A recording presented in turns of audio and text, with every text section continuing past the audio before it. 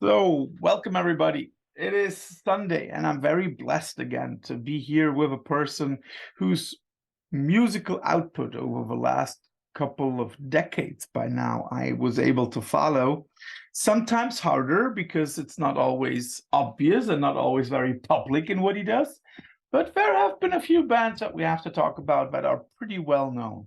So I'm very, very glad to have Bar McKinnon here on the show. So, Bar, thanks for joining all the way from Australia. It's an honor. It's my pleasure. So, Bar, when I was trying to prepare for this interview and going through all of the stuff, I thought that we could divide this into talking about 4 bands and 4 adjectives. What do you want to start with? One of the bands or one of the adjectives? Let's go with the adjectives. Okay. So we'll always. Is that the wrong answer? No. I'll give you. You'll see where I come up with. We'll always change it, like an adjective, a band, an adjective, a band. Okay. When listening to your music, at first, there are parts which seem very difficult to play and to come up with, but at the same time, you don't make them sound like difficult and hard to come up with. So how important is a certain level of talentedness to get this kind of riding on the razor's edge? Now, which band are we talking about? For example, Umlaut. When we listen to Umlaut, okay, there are lots of moments where it sounds okay. This is very difficult to come up with, very difficult to play. Although at times there is also a certain easiness about it. How talented does the core of musicians have to be? That's a good question. Because I think last night. Well, I have moments where I wonder about one of my beautiful bandmates, and I kind of wonder how I ended up with him, or and I don't know. That sounds strange, I guess, to say, but I don't know. I guess it's there has to be a certain level of competency and a certain level. I mean, we've played with some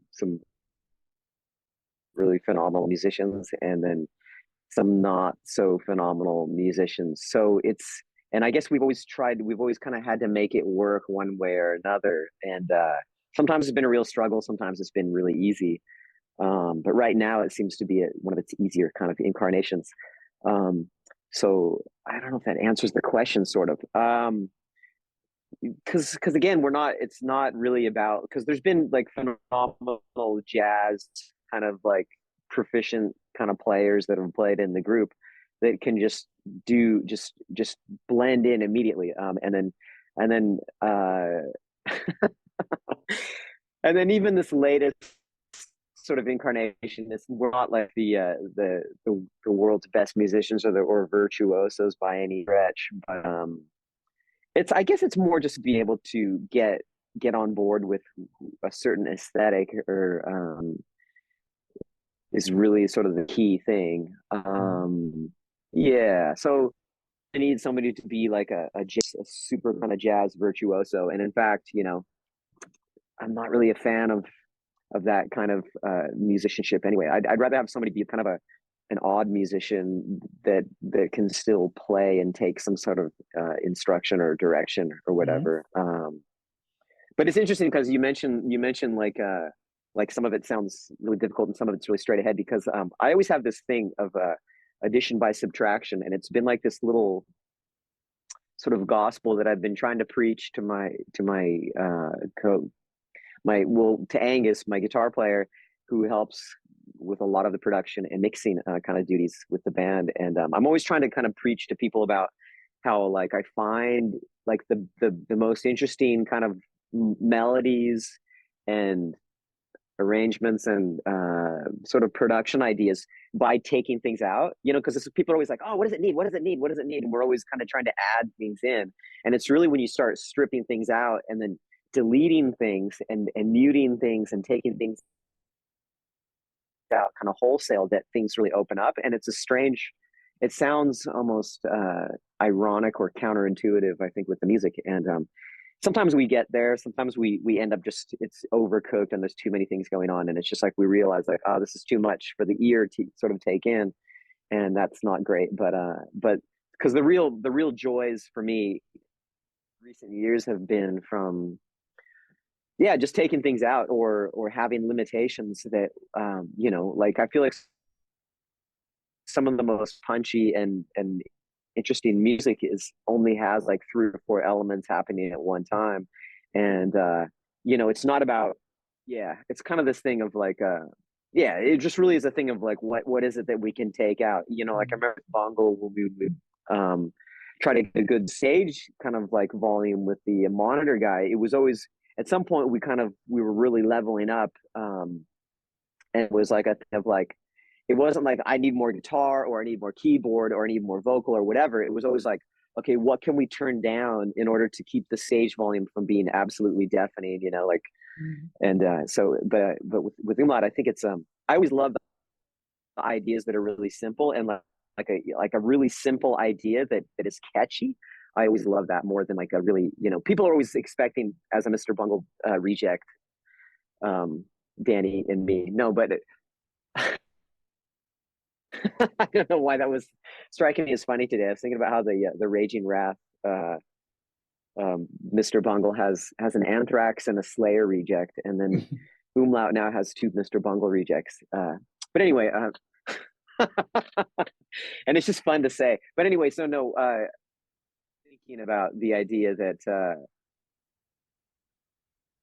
I don't know. I guess it really does come down to like the simplicity of things, and I kind of lost my train of thought there for a second. No, that's Sorry. Anyway, that's totally fine. Or ask me another question. No, that's totally fine. So you say the simplicity of things. When listening to some of the Umlaut stuff, there also seems to be like this splendor of simplicity. I remember one of your records, which basically sounds like a Beach Boys thing, and you even say that clearly on your Bandcamp page. It's the what is it, the Halloween thing that you did, if I remember correctly, and is that something that you strive for with Umlaut, to have also some kind of like splendid sound? I guess. I mean, it's sort of yeah. I mean, I like pretty music. I know that's that's even like a quote that you know, Brian Wilson even has said. You know, it's like I like pretty music. It's sort of almost like a soundbite from him. Yeah, I think because again, I always feel like we're still figuring out what it is that we do or what we can do or what it's going to be, and it seems to sort of change. But you know, I mean, I like catchy music. I'm kind of a real sucker for just a really dumb, simple kind of like concept. On some levels, it's not really the art, you know. Sort of just I used to think of like people like, what is Umlaut?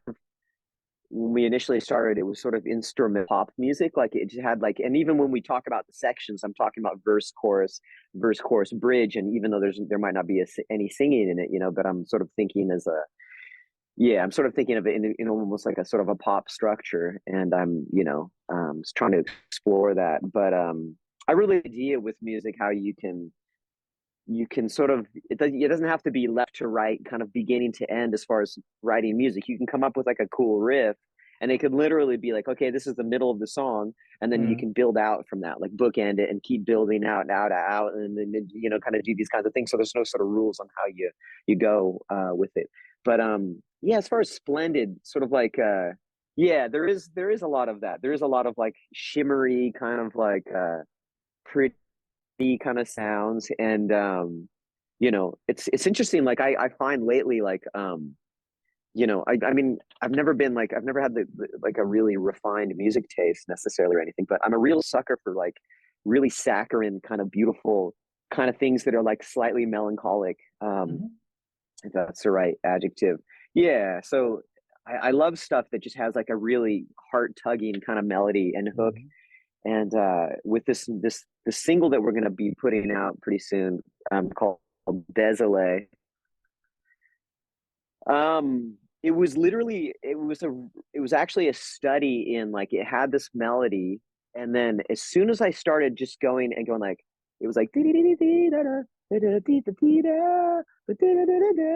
then it had like a little, it had like another little like kind of like call response thing, and I cut out the response of this melody, and as soon as I cut out the response of it, it was just like, oh, it was just like you're going along and you have this like, it's like it's lifting you up, and then it just drops you up a cliff where you're just like, it just hits you. Anyway, you'll sort of see when you get to hear the track soon, what I mean, because but it would had everything to do with that addition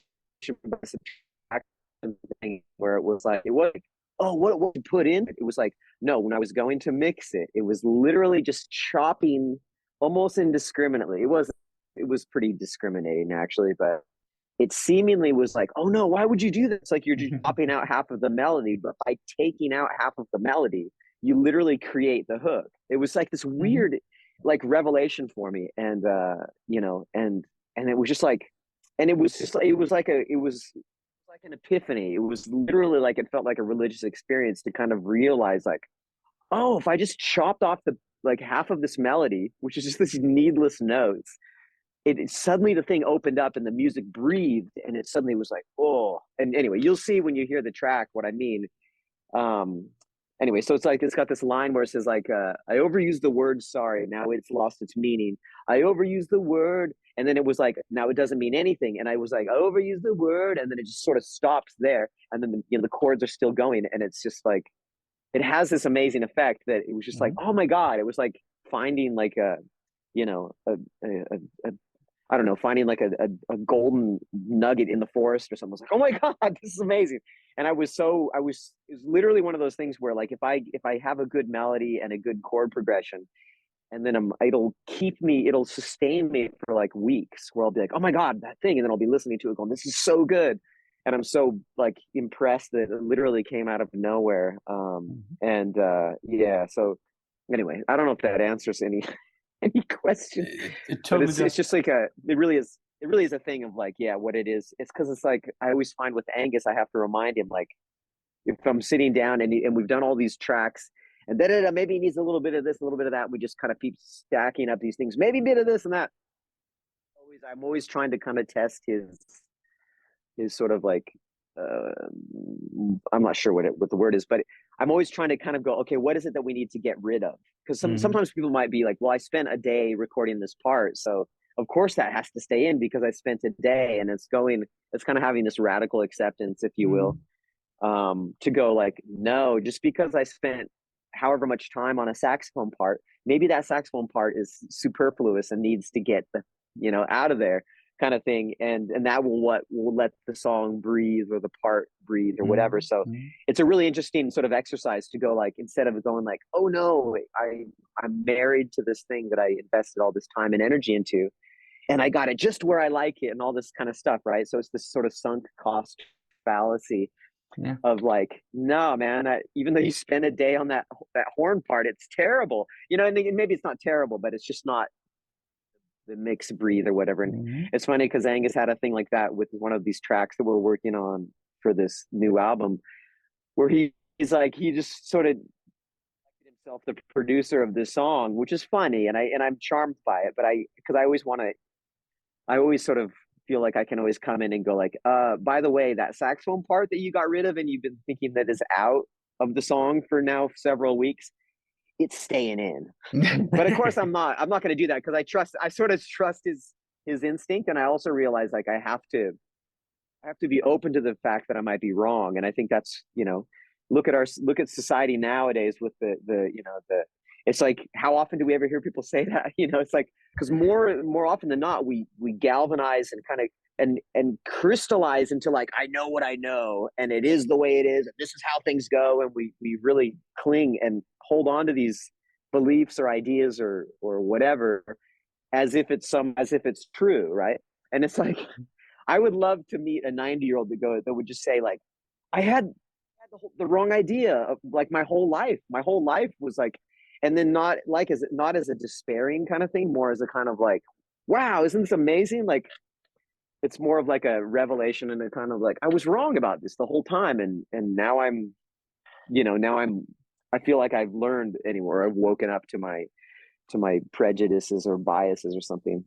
Anyway, sorry, I'll let you ask the next thing.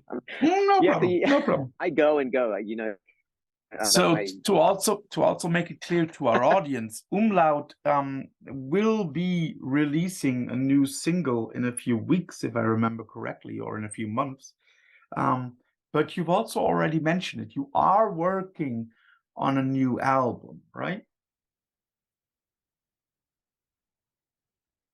Right. Yeah. Well, the new single as well will be released, I think.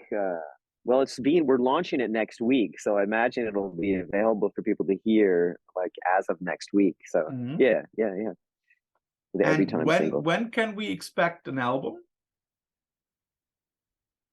Well, this is another issue I have with Angus, because I feel like we've been working on it too long at this point, but I feel like in the next few months, and Angus was kind of like, oh, I don't know, and I'm sitting here going like, no, I'm ready to do this kind of sprint to the finish line with this thing. So, and I feel like we've got a good mixer that can help us get there. So I feel like in the next few, at the very least, that's sort of my plan, is like, basically in the north summer somewhere at the and hopefully sooner, because I feel like people are sort of, they're kind of like, oh, I don't know, and I'm just like going like, because I once upon a time, Thorsten, I would be like, I recorded something on a weekend and then put like a Dropbox link on Facebook and be like, hey, listen to what I did.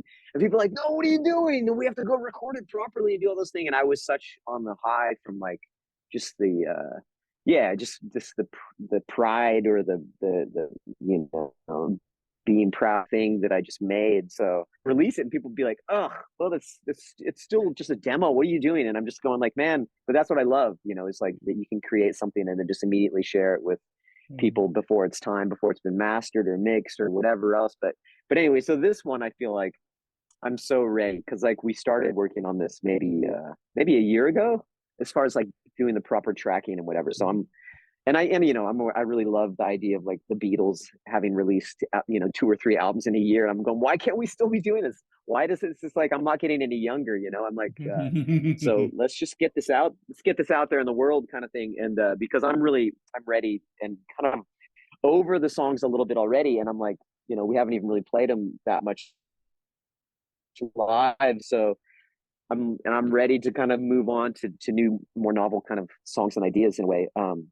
But also, it's just like, I just want people to hear it, because it is kind of, this latest one is kind of a departure from other stuff that we've done, which has been more kind of like instrumental or soundtracky. And this one is very kind of straight rock and or pop kind of confection kind of things. It's like, it's some of the more catchy things I've ever sort of come up with, such as they are. So, and and I like I said, I always love, like, for me, if I can write a good little chord progression and a catchy melody that gets stuck in your head. It's kind of weird, because we're mentioning like the Backstreet Boys or NSYNC or whatever at the beginning of this thing a little bit, and it's kind of like, I'm just a real sucker for, like, I don't have any kind of conceit about music, as far as like, if I hear something that's cool or whatever, I'm not like, well, who is it? I'm like going like, if it's catchy and it gets stuck in my head and it's got interesting kind of novel whatever, it doesn't even have to be that novel, but as long as it's not that terrible the Macarena song or that terrible, like, oh, I don't know, Chumbawamba or some kind of thing, as long as it's not that kind of crap, I'm down. I mean, I just love a catchy thing. And I feel like this one has it, at least the kind of like one of the most catchy shit that I've done. And again, I know catchy is, it's kind of, people are like, what, catchy? What does that got to do with anything? But it's weird because I sometimes think about music like that, like pop music or whatever. And it's like, it's really an interesting thing to think about philosophically, to go like, what are musicians doing now? It's like because it's like, if something doesn't seem to have a point, or it's like, it's not a very good riff or melody, whatever, you kind of wonder, what are they doing? What are they, why are they doing this? Because as a musician, you can be like, I can do the coolest shit, and I can just play the best idea or the coolest stuff. And again, I know there's no accounting for taste, so just as simple as that. And sometimes it comes out and it's like, why is that song so whatever? And it's like, and I always feel like it's just what came out.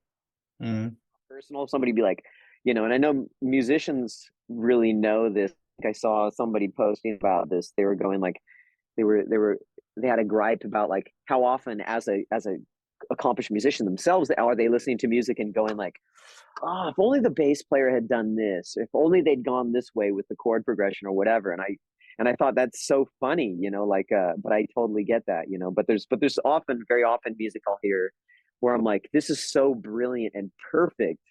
I don't know, like, how the hell did they come up with this or whatever. Yeah, so that's always a fun little thing. Yeah.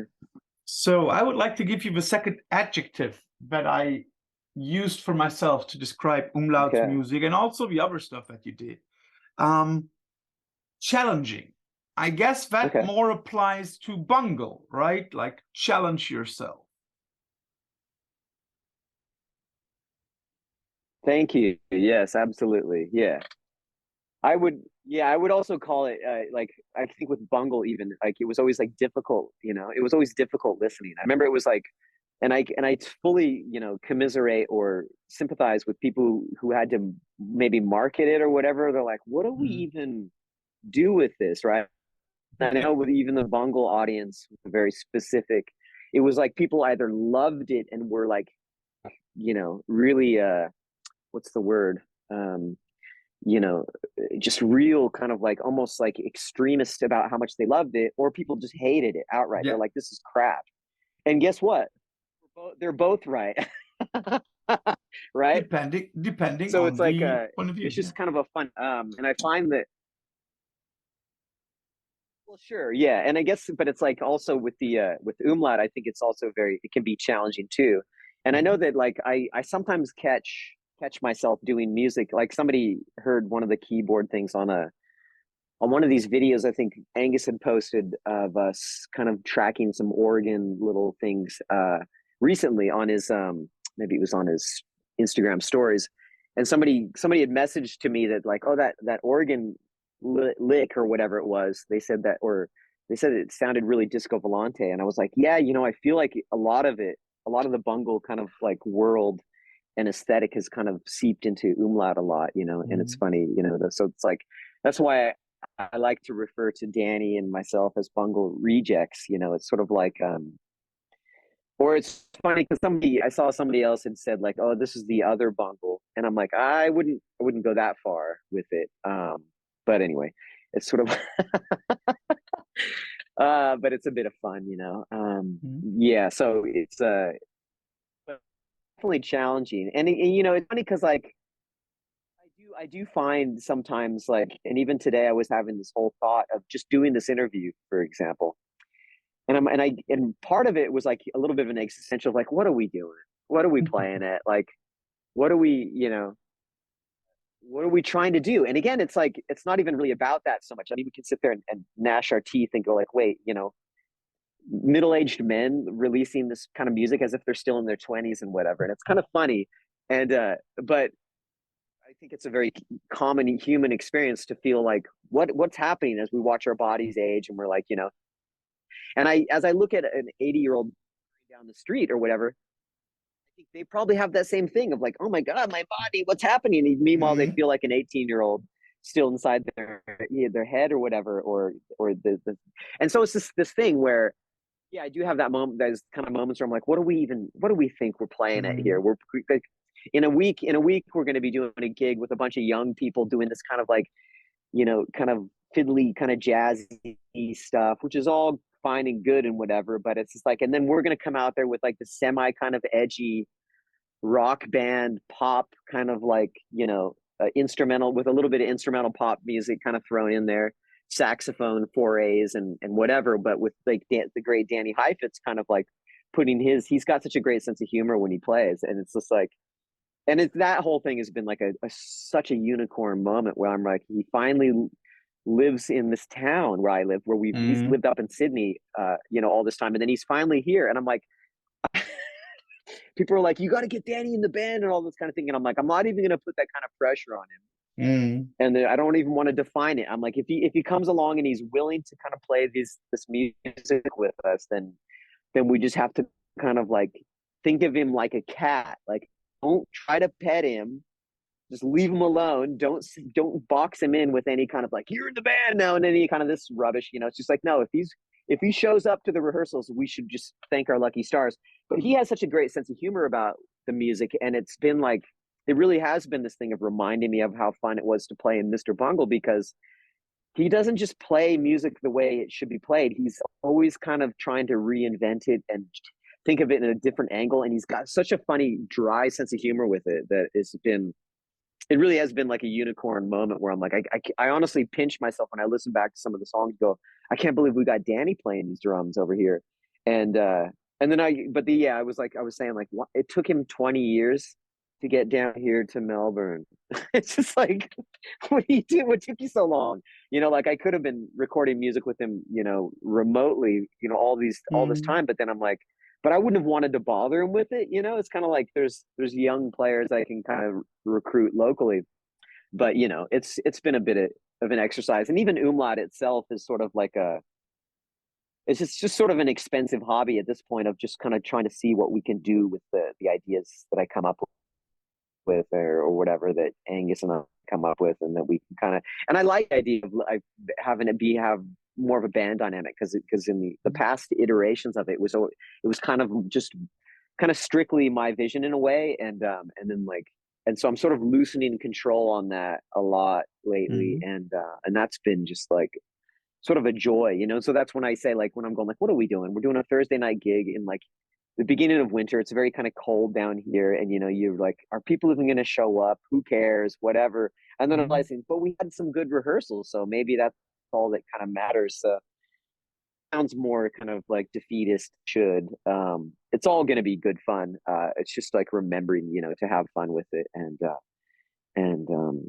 I guess that doesn't really answer the challenging question, but I think it can be difficult at times, and I don't really just want to annoy people with like 20-minute noise jams or whatever, even though we could. Like I I'm trying to, like, you know, I always wanted to, like, I always say like I'd rather be the Frank Zappa band than like just like a noise kind of artist necessarily. Even that's maybe that's not really speaking to any kind of bravery with music for me, which I know that I could probably steer into, just, you know, skronking out on my saxophone and seeing what kind of horrible sounds I can make come out of it. But then like, I'm usually trying to put things together that are a little more ordered and kind of like intentional than just like chaotic. So Angus kind of brings sort of a more of a chaotic element to it, and then Danny a little bit. But you know, I'm always cognizant of like attention spans, and I'm never trying to torture an audience necessarily just for torturing's sake. Yeah, so I'm trying to make pretty little songs here lately, and then I just feel like we're still kind of blossoming out of us. So like the single that's coming out next week, you're probably gonna hear it and be like, wow, this sounds like a little bit of 70s kind of like Thin Lizzy, or kind of like classic like late 70s like hard rock, kind of like almost like an Aerosmith, or I don't know what the reference point is, but I was realizing that what's happening is like there's this I'm sort of channeling, or what, I'm not even doing anything, but it's more like something was coming through me that was like maybe some music that I was exposed to as a little kid being raised in the 70s and 80s, you know, that was just like, that sort of just seeped in, and then like it comes out. So when I'm writing a song on a guitar and I'm doing this rock thing, it just comes out this kind of, I don't even know. You'll hear it and you'll be like, Mm-hmm. oh, this reminds me of some. I'm not really sure what, but it almost has like a like hard rock sound from the 70s or something in a way, a little bit. And that's kind of what's happening. And it's like, and it's an interesting thing with creativity where you see it or you hear it after it's come out. You like, Mm-hmm. and then somebody might be like, "Oh, you're trying to sound like blah blah blah blah blah." Like there's like, because somebody might be like, what are you trying to sound like with the song?" And I'm going like, I don't really know what I'm trying to sound like, but what it is ending up sounding like is maybe something a little reminiscent of something else. And I only see it after it's happened. You know, it's kind of like having a tantrum, like, you know, or noticing that you're really angry about something or Mm-hmm. frustrated with something, and then going like, oh wow, I noticed that I was really frustrated with this barista or this person that served me coffee or something. Mm-hmm. Yeah. And then you're like, why am I pissed off? Why am I so angry about this coffee? It's like, and you only notice it after it's happened or something. That's maybe not the best example, but anyway, let's just go with that. Um, Because I'm not angry about the music. It just comes out a certain way, and somebody might be like, what were you trying to go? What were you going for?" And it's like, I wasn't really going for anything. It just came out a certain way. Anyway, go ahead. so as you already mentioned, angry. Was there a moment of anger when you heard Bungle would reunite for re-releasing the Easter Bunny thing? Or is it all cool? Not no, it's cool. It's definitely cool. Guys, I love them like brothers, and you know, it's I don't know. I mean, it's one of those things where it is strange. Like I have had because as a musician, you sometimes have these recurring nightmares of like the band has gone on stage and you're like still fumbling with like a cymbal stand, and they're like looking back at you going like, what's wrong? And you're like, and you're freaking out. And it's like, it's kind of one of those, yeah, those those anxiety kind of nightmare things. And in a way,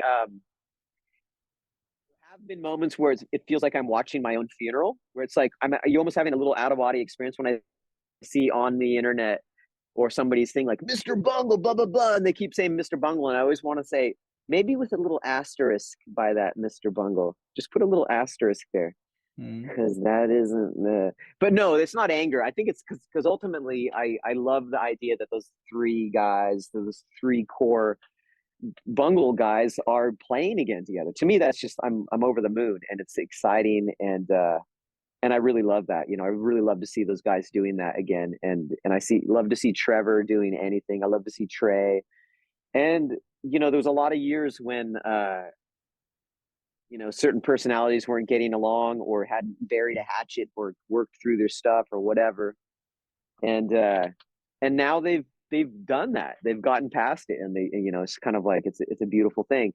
Um, yeah, I'm just really happy to see Mike in good health and Mm. sounding, you know, powerful as you know, he's such a one in a million kind of like vocalist and musician. You know, because when I sort of happened into that group, it was just literally like, what? I just kind of, I was so dumb, stupidly happened into that band, and I know they might claim otherwise to be polite, but I was really like, people were like, what? How did that happen? And I'm like, I kind of just dumbly stumbled in. It was like a place and time thing, more to do with chance than really kind of anything. Maybe it felt like, for my part, maybe that's just a little bit of my lack of self confidence or something, but and then I was always astonished at like these were literally the most talented and visionary and astonishing musicians I'd ever been lucky enough to play with, and it was just like, what? You know, it's kind of like, yeah.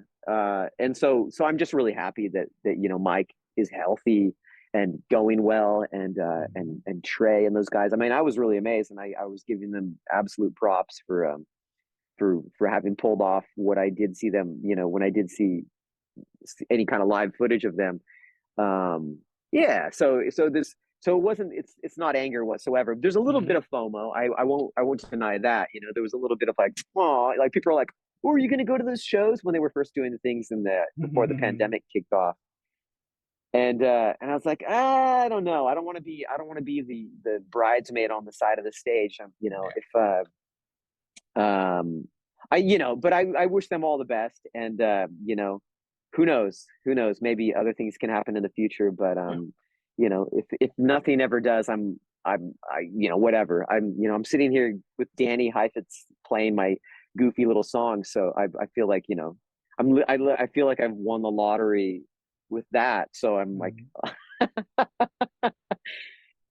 and I love those guys dearly. So I wish them, you know, I couldn't be happier that that they're playing again together. That meant to me, that means more than being able to kind of like, you know, I think I made some posts where I was going like, I was trying to kind of make fun of myself a little bit, going like, you know, when they released that album, I was going like, boy, they mixed the saxophone really low on this album. That's, you know, I was kind of making some little jokes here and stuff like that. But people like, you know, asking me why aren't you involved in this? I'm going like, well, there really isn't much place for saxophone and thrash, you know, metal kind of thing.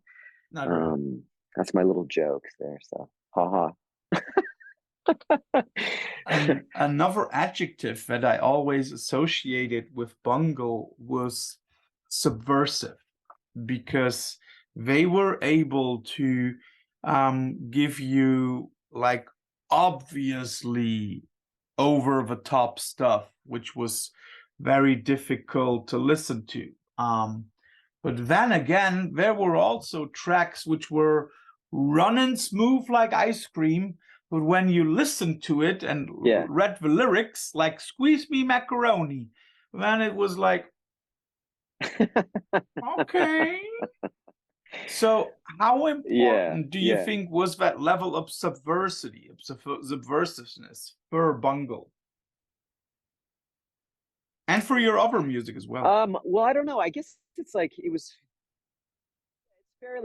Bungle, it was definitely like part of the deal, you know. It was never just going to be, and even now, you know, I could look at some of these lyrics that Trey has written, or Trevor, and be like, wow, you almost kind of need, you need a little bit, you need a bit of, this isn't stuff you just kind of just like start listening to and whatever. It's like yeah, you kind of need, you need to, because, well, it sort of opens the door to some really interesting things. And you know, and I wouldn't even aim to understand most of it, you know. Because I've had Trey try to explain some of these things, like none of them knew they were robots to me, kind of, and he, you know, it kind of lost me halfway through.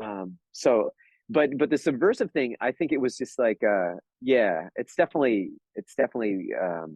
always been part of the thing, and there's always been like a real ornery kind of like,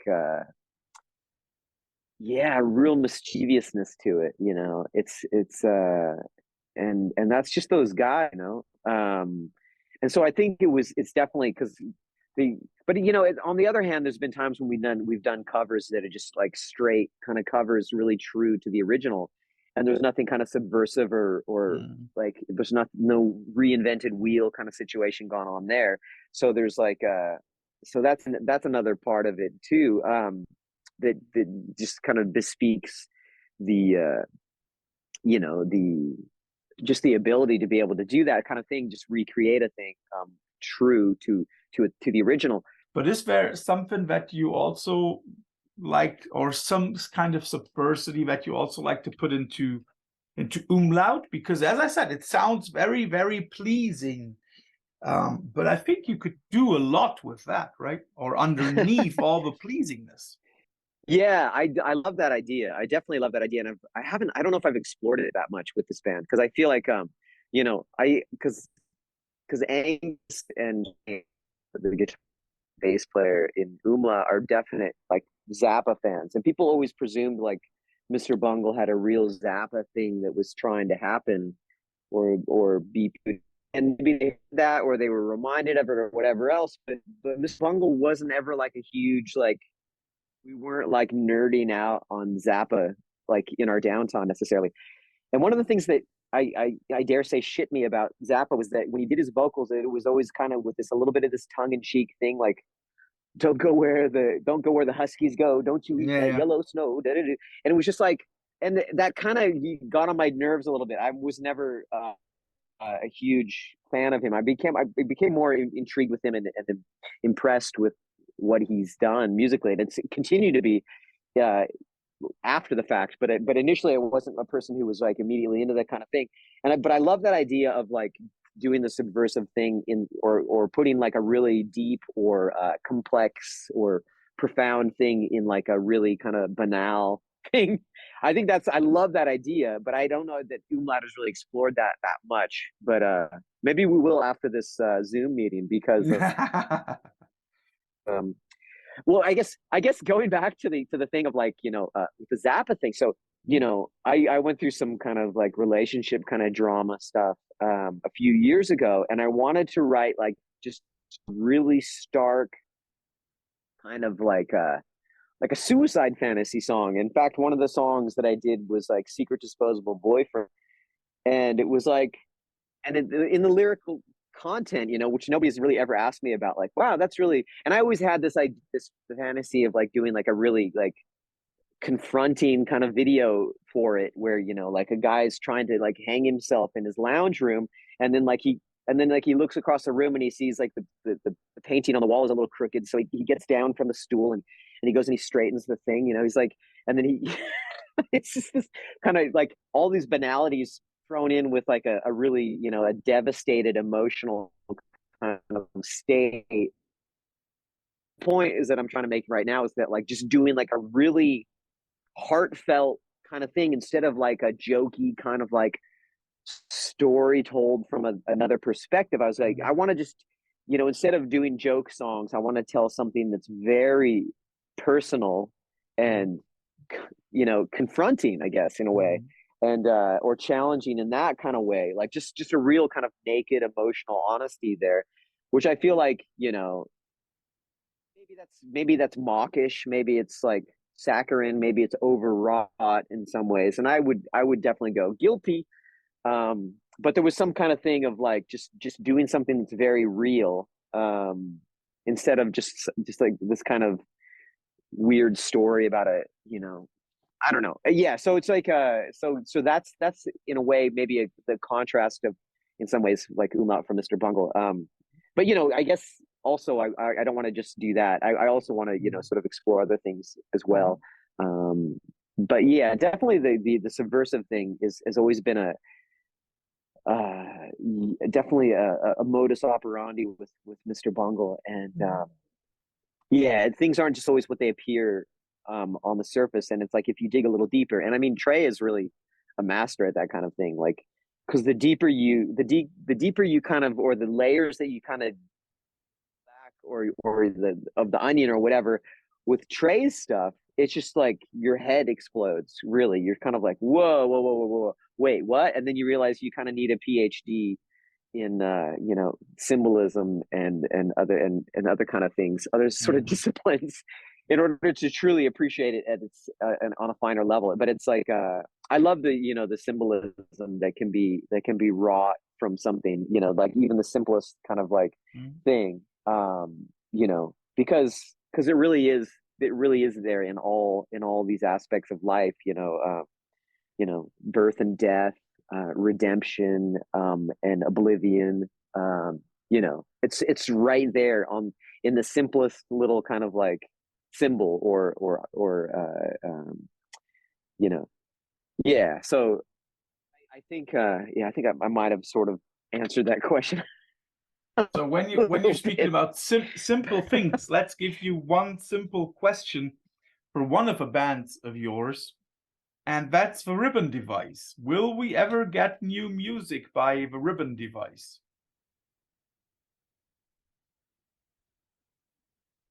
Oh wow, that's interesting. That's a really interesting question. I wasn't expecting that. Um, Great question. I hadn't. Matt Creedon is a great friend here in Melbourne, and yeah, I just he really helped shepherd kind of like the early, and and he's one of the first people I met when I got here to Melbourne, and he's sort of a guru of just like, but yeah, I don't know. That's a good question. I couldn't answer that. It's still too early to say. I would hope so. Yeah. He's a really sweet, beautiful person, and Yeah, he's almost turned into a bit of a monk. He's the most zen, one of the most zen, kind of chilled out, beautiful kind of like souls. Uh, yeah, so it's hard to say. It's hard to say. Like I even with Umlaut, I'm just like, because it's funny, you spend a year or whatever, maybe it's been more, a little more, working on a thing, and then you put it out, and then people like go, hey, so what's next? And you're Yeah, like, true, I true. always want to say like me, but you didn't ask me what this certain lyric meant. You didn't say where that came from. We didn't like pour over this thing and say, why did you do this? And why did you do that? And where did this come from? And why does this remind me of this? I feel like there's a lot that can be done, but I understand how things go. People are like, oh, what's next? And it's kind of like, well, we just put a thing out. Let's digest that thing and pick it apart, maybe. Anyway. I have my last adjective for you, and that is enthusiastic. Um, After decades of making music, how enthusiastic are you about writing new songs, going on tours or doing gigs and stuff like that? Oh my God. This is one of these things. Like with Umlaut, I'm playing like two keyboards, and then sometimes flute, sometimes saxophone, doing vocals. Uh, um, so I sort of spread out thin, and you can do like a 7 piece with all these horns and da da da da, and then a vibes player on stage. Um, and a lot of times, Thorson, what I want to do is just like be a vocalist on a stage without any other instruments to worry about, and I would be flopping around like David Yao in the Mhm. Jesus Lizard, and stage diving and being a maniac, because I try to stay relatively fit, and I've got so much energy and fire in my belly that like when people complain about being on tour, and I'm sitting here, as a dad to basically two grown boys now. They're like 21 and 23 now, nearly. I'm probably getting those numbers wrong, but that's what dads do. But I've got I just to me, I'm like, when I hear people complain about like the grueling tour that they've gone on, I just kind of balk at that and go like, man, I would die to be able to take Umlaut to Europe, because I know that people would come out of the woodwork and be like, oh, it's those two Bungle rejects. No, not the other ones. These and they're doing this, Bears, whatever. I would love to do that. Because I know that like band because as a band goes on tour, they get better and better as they go through the tour. Like, and by the end of the tour, they're in all cylinders, and they're like, now, and die to. I would love to do that more than any whatever, for whatever kind of logistical things and lack of organization. And I'm not a. I just I'm anyway. It's so, but I have a lot of energy. Not only just talk for days and days. You're like, how does this guy ever take a breath? I want to jump around and things, and like, I was funny because we were going through a song the other night, and I started jumping up and down while I was playing this relatively simple keyboard part.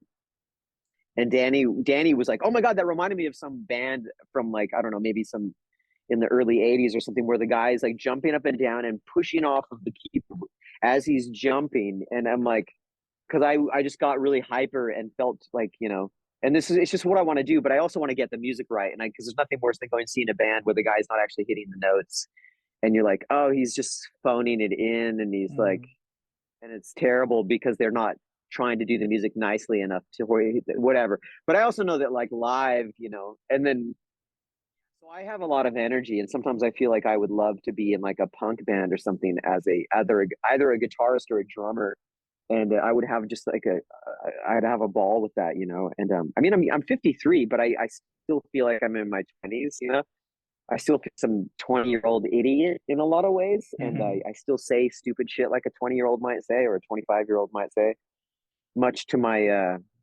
to one of my kids' embarrassment.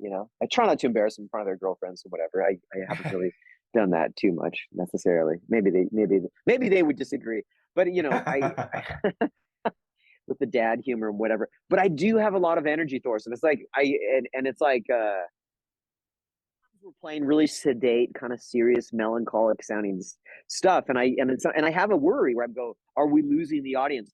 And on some of the songs on this album are going to be kind of like high octane kind of rock songs, rock pop songs. And it was literally because we had the thought, or I had the thought, that like we need to be doing like higher energy kind of music so we get the audience more involved. They're at a rock show. Let's put some energy into this instead of just doing these pretty little flute kind of like soundtracky sounding kind of things, which are beautiful and everything else, you know, for what they are. But I don't want audience members to be standing there in the back of the room with their arms folded necessarily. I want them to be like screaming at us from the front of the stage, where we're just like, we're feeding off that energy a little bit. And again, I know it's still early days with this new incarnation with Danny and whatever, but you know, one of the best things about the gig that we did with Danny a few months ago was that like he was sort of on a high. He was going like, wow, I feel like I'm kind of getting my confidence back, you know, a little bit. He's like, I was kind of afraid to do this gig, and we're sitting here kind of scratching our heads going like, you're Danny Heifetz, you're amazing. Like, I wasn't worried about him for a second. Even if he didn't know the songs, I feel like I just trust whatever he was going to play. For say like, okay, we're going to do like 11 songs. You don't know how any of them go, but just play whatever you want. I would still love that, and I think it would still be a revelation. So, but he's further along, and he knows the song better than that now. But and it wasn't, well, we didn't throw him in the deep end like that. But yeah, it seemed like it was sort of like we were sort of building his confidence, and he was sort of energized from it. And that just really made me happy too, because Danny's one of these guys where like in a rehearsal, he'll play really quietly and you'll be like, no, just hit it hard. Right. And the more you tell him to hit it hard, the quieter he'll play. So, but when we play it live, he's dropping bombs. He suddenly just like comes alive, and it's just like, oh shit. And like, he saves it all for the game, so to speak. Like, you know what I mean? Like, and he's just a master at that. He kind of lulls you into this false sense of, oh, he's gonna play it this way, and then by the live, he's just like going for gold, and you're just like, yes, this is what we wanted to hear. You know, it's like finally hitting it hard or doing that thing. Yeah. So, but I feel like, and I know I don't look it maybe, but it's the thing is like, do feel like, man, I would love to take this band on tour and be able to go play these things night after night and just get exhausted and shred the shit out of my throat and vocal, you know, chords or whatever. Yeah, just because I really do have a lot more. I feel like I've got a lot more to not really prove, but I just have a lot of energy. It's like I would never complain about, because when I hear people say I'm getting too old for this shit, I'm going like, all right, man, you said it. I'm not going to say it though. I'm going to be like this guy that's pretending. You know what I mean? As soon as you say that, Thorsten, it happens. You know, they've proven that. They go like, well, what do you think happens in your 60s? And they're like, I don't know. I guess I get. Like self-fulfilling prophecy, right? So the last, 100%. The last band that I just want to mention briefly, and I also want to ask where you are at a point in writing new stuff or so, is High Castle Teleorkestra. You've put out a few records, and you've also put out one last year. How happy were you with a response to the record? I don't know. I guess I didn't really have my finger on the pulse of the response necessarily. I honestly was just kind of like, I guess I wasn't really that attuned to how people were sort of, I mean, I saw people responding positively to it, you know, but so yeah, I don't know. I mean, I could ask you kind of like, was there, maybe you could tell me what the response No, I only know that here in my little circle here at Veil of Sound, we all like the record pretty much. So that was something one of us mentioned it shortly after it came out, and then all of us listened to it, and we were like, oh yeah, that's, to quote one of my writers, that's some good funky ass difficult shit. And I was like, yeah, that's more or less described. But I like the fact that this is like another band that you're in that plays a somewhat different kind of stuff. Is that also something that you really looked for? You know, like don't want to do the same thing in two different bands? I don't know. I guess because that's more of Tim Smolens's kind of, you know, and Chris Bogan's. It's really their kind of like baby in a way. Yeah. I contributed a couple of little compositions that they brought to life, and then of course, you know, Stian Cartensen is just phenomenal. Like an astonishing player, the accordion guy. I mean, it's like it's I don't know. It was weird because like I was sort of asked to contribute to that, and you know, and then when I listened to the final the final thing, I was pretty overwhelmed, I have to say. I mean, it was like almost like it was almost too much for me when I heard the final thing. I was just like, wow, I kind of like I was sort of wondering what people were going to think in a way. I never really found out what the sense is. And again, it's like it's a niche thing, so it finds its own audience, and the audience finds it. So it's hard to have any kind of perspective on that. I guess that's but it was overwhelming. It was kind of like, you know, as maybe one of your colleagues there might have, you know, they would have been within their rights to say this is too much.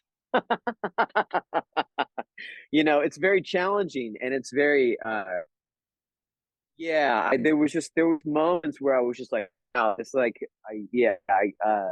but no, it was an interesting experiment, certainly. Yeah, I don't know. I can't really answer that like with any kind of authority. I feel like because in a lot of ways I was part of it, but you know, but it's hard to have any kind of perspective on it because a lot of it you know, didn't really incorporate me so much, but I was happy to sort of contribute compositionally mostly there. But it was also another example of like not having a full kind of control of it, of like the final kind of like whether it was the running order or the this or the that, or even the mixing. Like a couple of those tunes that were my compositions, like I had to kind of like, you know, I could offer my notes and my input, you know, but it was like an interesting kind of exercise in letting go, like a kind of a radical acceptance of like, this is how this is gone, and this is the result of it.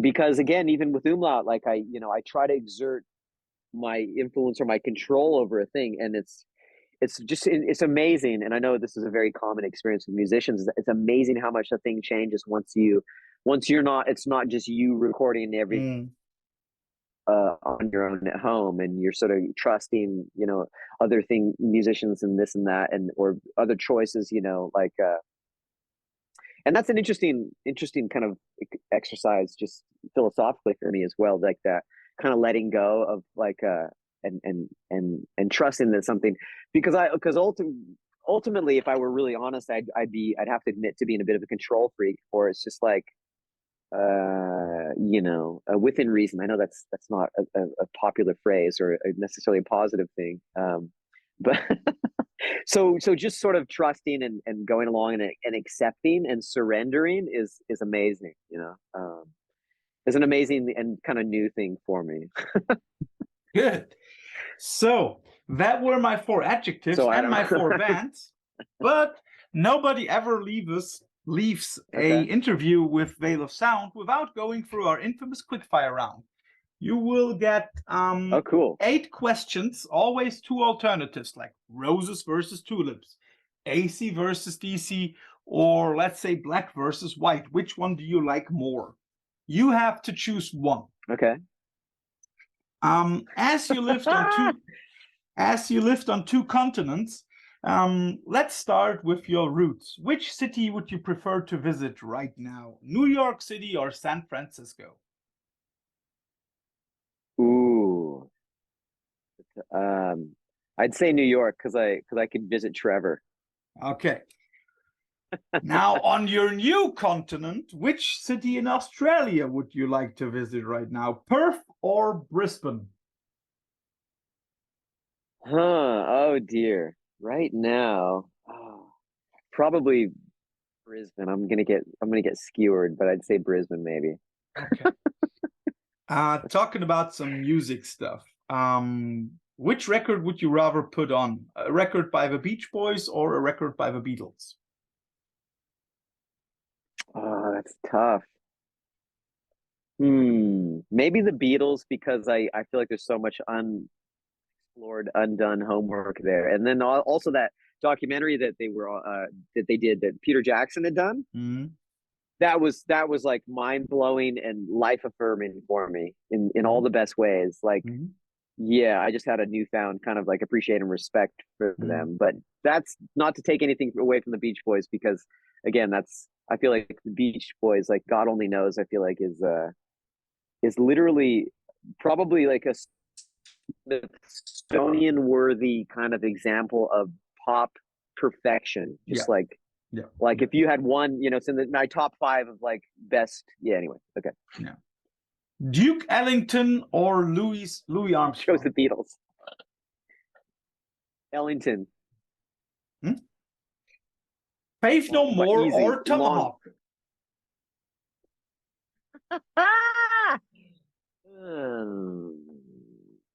I love Dwayne Dennison, man, and John Stenier.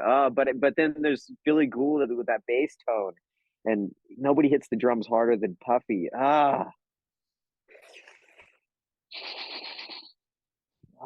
I had to choose, I'd say Faith No More. Sorry, Tomahawk. Okay. But I love Tomahawk. I love that like God Hates a Coward, or I think that's like one of my favorite all time. Yeah. Talking about sad or subversive, let's say indie rock music, Weezer or Ween?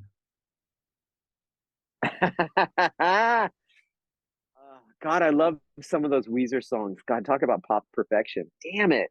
But Ween are just, yeah, they're so good. They just like, yeah, that one Quebec album. Yeah. Like they have some of the most beautiful, like it's just like Beatles level kind of like, holy shit, the composition. Just like, I love how they went from being like a weird stoner kind of like, yeah, to just being like, yeah, that's like true. who pulls that off? Going like, wait, what? This isn't funny or goofy, and just like, anyway, yeah. And the last one, beautiful stuff. Which song rather to listen to? Everybody or I Want It That Way? Which one is who's everybody? It's also Backstreet Boys. Everybody. Is it all? I'd probably say that I Want It That Way. Hopeless I don't even romantic. know why. That's just with my gut if I had to. But now I'm gonna probably listen. I'm gonna listen to everybody and then change my answer, but it's too late. I don't know. Yeah, I'm not that well versed, honestly. I'm gonna probably like obsess on it and be like, oh man, like I gave the wrong answer. No, I don't know. Too late now. Who knows? So, Bar, thanks for all the time. Too late, you're ruined. Yeah, you're doomed now. You gotta listen to that one track for life. Thank you. So thanks for all the time. Thanks for all the insights. No, it's like no worries. And what is it now? What is it? 10 o'clock in Melbourne? No, it's not that late. It's probably, let me see, what time is it? Let me just see. What is it? Come on, computer. It's like 7:15 p.m. on a Friday night. Okay. Yeah. It's so still go out. It's relatively early. Still time to go out. It's like since it's yeah, okay. Yeah, that's true. There is if I were gonna do that, but yeah, I don't know if I'm gonna manage it tonight. Because we're gonna do some more mixing for this Umlaut thing tomorrow morning, starting pretty early. So I'll probably get a good nice rest for that. But yeah, man, we're really excited for people to hear these new songs because they are kind of a departure from other like Umlaut stuff. It might be shocking for people. They might be like, "What? I thought they did weird instrumental pop music." And it's like, well, we're still doing that, but a little more vocal kind of stuff. Look, So, but you know, again, yeah, it's like, we're really excited for people to hear this stuff. And like I said, I'm going to do everything I can to get this like finished as soon as possible, because it drives me crazy when people spruik an album but never get around. It's like, don't do the Chinese democracy on us, man. Just put it out there, put it so, out, and move on to the next thing. You know, so thanks for all the time. We're excited to hear it, and enjoy the rest of your evening, man. Bye bye.